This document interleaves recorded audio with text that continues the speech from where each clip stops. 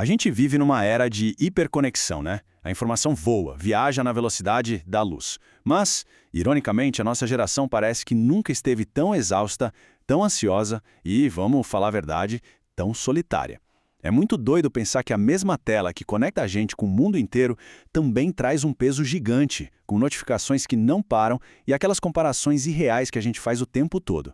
Por isso, na nossa análise de hoje, a gente vai buscar um alívio para essa mente moderna superestimulada. E adivinha só, vamos fazer isso mergulhando numa sabedoria antiga. A gente vai ver como preceitos elaborados há mais de um século podem funcionar como um verdadeiro manual super atemporal para a gente encontrar paz interior nesse nosso agitado dia a dia digital. O material que fundamenta o nosso estudo de hoje é uma compilação lá do século XIX, o Evangelho segundo o Espiritismo, estruturado por Allan Kardec. E a gente vai examinar esse texto não de forma religiosa, mas de forma bem neutra e analítica. Não é só um registro de máximas morais do passado. Na verdade, surpreendentemente, funciona como um guia extremamente atual. Ele traz soluções e reflexões diárias que batem exatamente com os dilemas que a juventude enfrenta hoje em dia. Isso nos leva à grande questão que fica martelando na nossa cabeça. Por que as gerações modernas se sentem tão desconectadas e ansiosas, apesar de estarem hiperconectadas?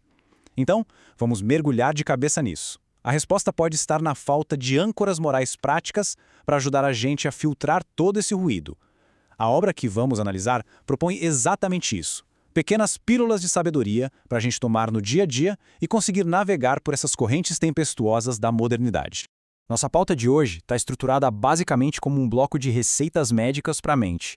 A gente vai passar rapidinho por um dia prático moderno e, em seguida, vamos explorar 4 pílulas de reflexão diária. O filtro real, a academia mental, a conexão verdadeira e o modo incógnito. Para fechar, a gente faz uma reflexão final para o futuro. Começando então com a seção 1, um guia prático moderno com soluções atemporais para a ansiedade de hoje. Vale lembrar que o material fonte não é só um amontoado de teorias distantes, tá? Ele foi desenhado para se adaptar ao progresso humano e aos nossos desafios. É pura prática. E tem uma frase que sustenta perfeitamente essa ideia. O texto diz: fé inabalável só é a que pode encarar frente a frente a razão, em todas as épocas da humanidade. Essa citação prepara o nosso terreno perfeitamente. A grande sacada aqui é usar a nossa razão, a nossa lógica, para aplicar esses conceitos clássicos em problemas moderníssimos, tipo a cultura da performance online e aquele cansaço mental causado pelas redes sociais. O que nos leva à nossa primeira pílula diária, o filtro real, navegando pela ilusão das vidas perfeitas. É aqui que a gente conecta a pressão daquelas vidas editadas na internet com uma máxima super importante do capítulo 5 do livro. A fonte traz uma afirmação que, de primeira, soa meio drástica. A felicidade não é deste mundo. Mas calma, isso não é um convite para o pessimismo. Muito pelo contrário. O texto explica isso como um choque de realidade contra aquela perfeição ilusória. Se a gente usar a razão e aceitar que a vida material tem falhas por natureza, a gente simplesmente para de cobrar de nós mesmos e dos outros aquela perfeição de um filtro do Instagram. E o que a gente vê agora ilustra brilhantemente a escolha que fazemos todos os dias. De um lado, você tem aquela busca exaustiva por aprovação nas redes sociais, que é passageira, né? É um pico de dopamina que some rápido. Do outro lado, a paz de espírito, que é duradoura. Buscar essa paz interior aceitando que a vida é imperfeita é um caminho infinitamente mais prático e saudável do que ficar correndo atrás de curtidas virtuais. Pílula 2. A academia mental transformando a ansiedade em força. A gente sabe que a juventude atual sofre com níveis bizarros de ansiedade com carreira, provas e o futuro. Então, como a obra enxerga essas dificuldades? O material introduz os conceitos de provas e expiações. Basicamente, o texto descreve as adversidades não como punições aleatórias e cruéis, mas sim como oportunidades reais para o espírito aprender, reparar erros e crescer. É exatamente como uma academia mental, sabe? O peso e o esforço não estão lá para te destruir. Eles são um treinamento de resistência espiritual para construir a sua força interior. Fica muito claro nessa comparação.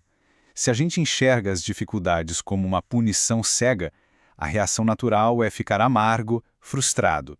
Mas, se a gente muda a chave e passa a ver as adversidades como um treino espiritual, bingo! O peso ganha um propósito. O autor adverte que tentar fugir o tempo todo dessa academia da vida significa perder aquele crescimento vital que só a resistência moral consegue te dar. Então, o ponto crucial é como colocar isso na rotina. São 3 passos simples. Primeiro, aceite a resistência. Pare de brigar com o fato de que a dificuldade existe. Segundo, foque no aprendizado. O que essa situação super difícil está exigindo que eu melhore? E terceiro, construa resiliência. Essas são as etapas diárias para você dar conta de levantar os pesos pesados da sua vida acadêmica e profissional.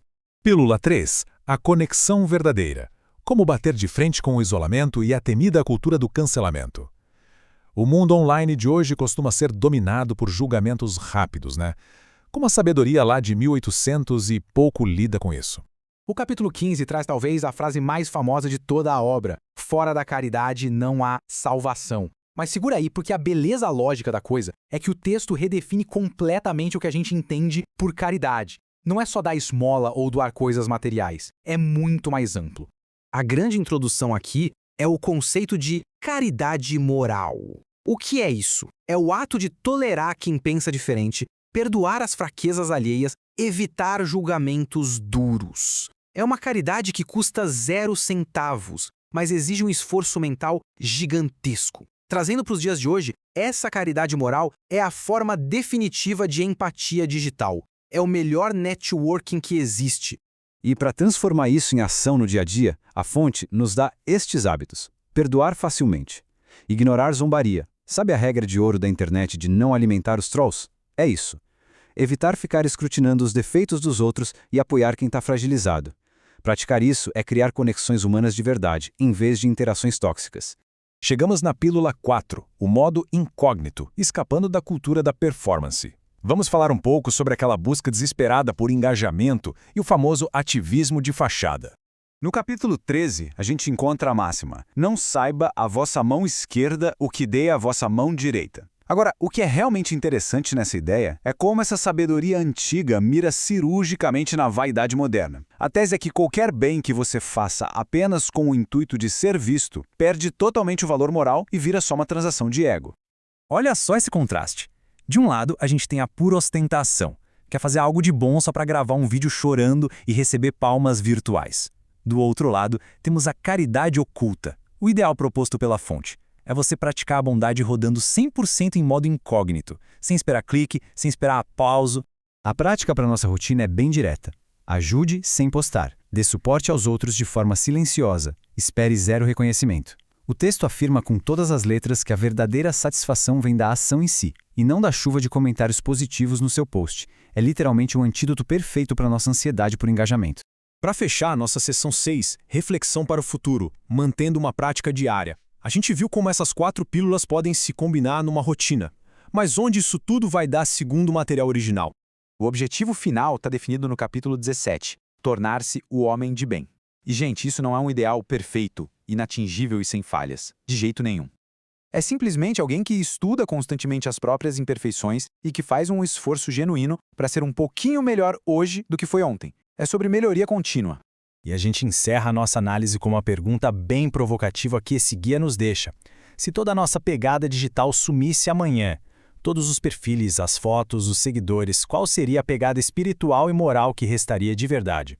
Vale muito a pena pensar nisso, usando essas pequenas pílulas no nosso dia a dia.